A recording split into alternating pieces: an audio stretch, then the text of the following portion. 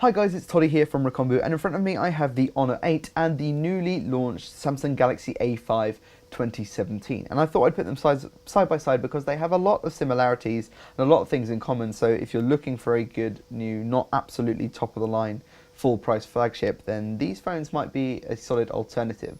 So let's start with the design. Both phones pack very similar design approaches. The Honor 8 features this nice reflective glass front, and it has a reflective glass back as well, with this 15-layer processor that gives these interesting patterns and effects. Of course, being glass-centric, you do get a lot of fingerprints on this device, which is almost unavoidable unless you slap a case on it. And then it's surrounded by a metal frame. In this case, it's got metal hardware controls, it's nicely rounded. At the bottom here, you have a Type-C USB port, which is a first for Honor on a high-end device. Headphone jack, loudspeaker. You've got metal hardware controls on the left side, on the right side, excuse me. And on the left side you have a SIM tray, which is dual SIM as well, so you can have two SIM cards, or you can have one SIM and one micro SD card, which is a nice inclusion, something that we see a lot from Huawei and Honor's phones too. And interestingly, on the top you have a IR blaster, which is something that we used to see on older phones like the Samsung Galaxy S6, for example, but has kind of fallen out of favour with a lot of manufacturers nowadays. Now if I move over to the new A5 2017, this too features a pillowed glass front and a curved glass back. It's closer to the Galaxy S7 in that respect, in that it has more heavily rounded edges, which feel really good in the hand. This arguably is the more comfortable to hold, but both phones feel really good in the hand. And they also is a metal frame here, again with hardware controls. You've got the volume rocker on the left side, the power button on the right side, and also interestingly the loudspeaker is up here on the right side, which makes more sense if you're watching videos in landscape, for example, because it won't as easily be obscured as you would with the palm of your hand if you're holding the phone in landscape, which you could do on the Honor 8, so that's something to bear in mind.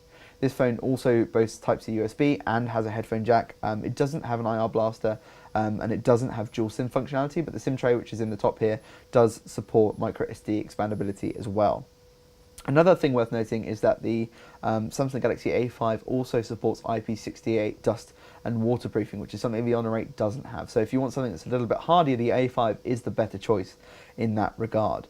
Now on the front of the phone, we're looking at the same size screen. We're both looking at 5.2-inch full HD panels, so they're not 2K, they're not super pixel packed, but they still look really good at this size. I think you get about 422 pixels per inch, which is very respectable. Both phones look really sharp. We have different technologies though. So in the case of the Honor 8, it's an LTPS LCD. That means whites are supposedly better, and general kind of viewing angles seem really strong on this screen. It's one of the best Honor screens we've seen. The Super AMOLED offering on the Samsung though, I'd say is the better display. Colours are a little bit punchier, overall brightness seems stronger, and viewing angles, there's like basically zero colour distortion and next to no drop off as well. So in that respect, you do get a slightly nicer viewing experience from the Samsung phone there. What we're actually looking at is Android 6.0 Marshmallow with Samsung's custom interface on top on the A5 2017, which is a little bit surprising. We were hoping that it would launch with Nougat, but hopefully it'll get an update to that down the line. Meanwhile, the Honor 8, which has been out a little bit longer, launched on Marshmallow as well, but has since been upgraded to Android 7.0. And that's dressed with Emotion UI 5.0, which is the latest take on the company's, on Huawei's own custom interface. That mainly does things like add back in the option to feature an app store, which wasn't available on most of the interfaces that Huawei and Honor had been using for a few years prior. Something that never went away on the Samsung phone. So that's a really nice feature to have back. But beyond that, it's a pretty distinctive take. It's not too confusing, it's a lot tidier than older versions.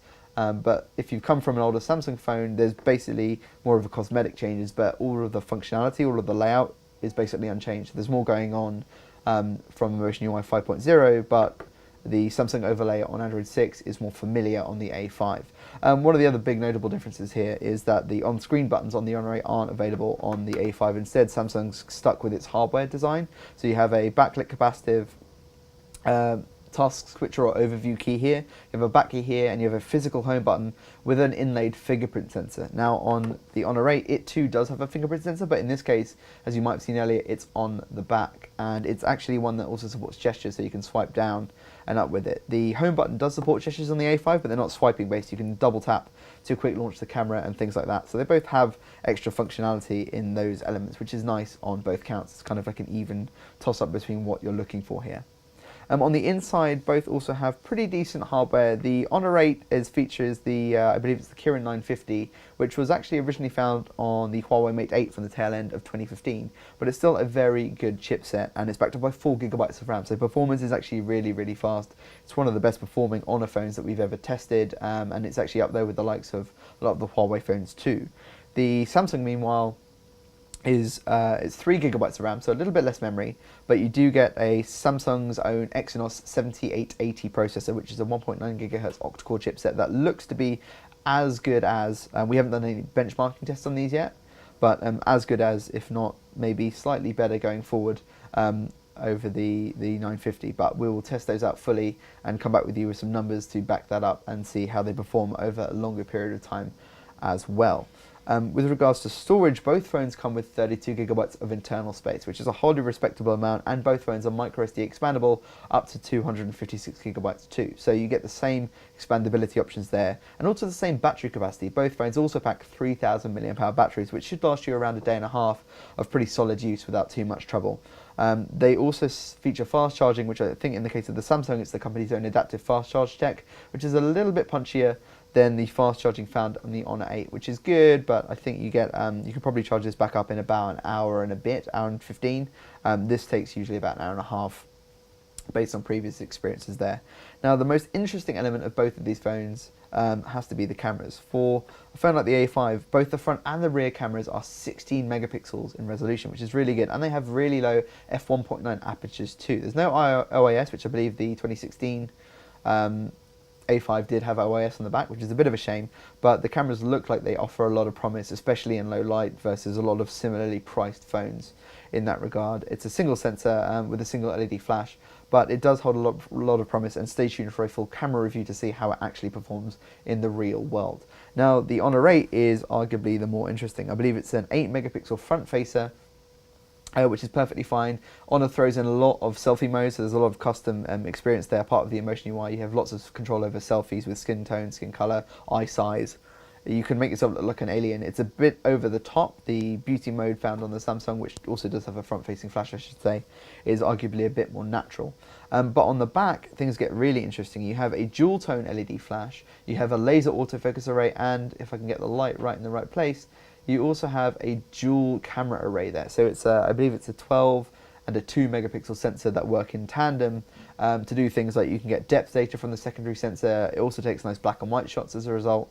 So there is a lot of there's a lot of pull in this camera spec. I'm just going to clarify the resolution there, because in the back of my mind, yeah, excuse me, it's not 12 and 2, it's dual 12 megapixel sensors. So slightly lower resolution than the A5, but you still get a really interesting and pretty competent camera experience. No OIS again, I don't believe, but this is arguably the more interesting camera, but it will take sharper shots overall, at least higher resolution shots, with the A5.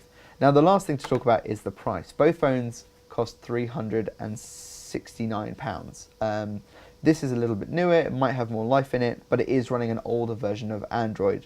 This one has a more interesting camera, a more customizable software experience. Both have very similar interfaces. This one also features that water and dust resistance. So there are a few things to consider if you're torn between these two devices, but they are very evenly matched in a lot of ways. So hopefully you enjoyed this comparison between the Honor 8 and the Samsung Galaxy A5 2017. If you have any questions about either of these devices, you can drop us a line down below in the comments section. You can find out more on recombi.com/mobile. Don't forget to subscribe, and thanks for watching.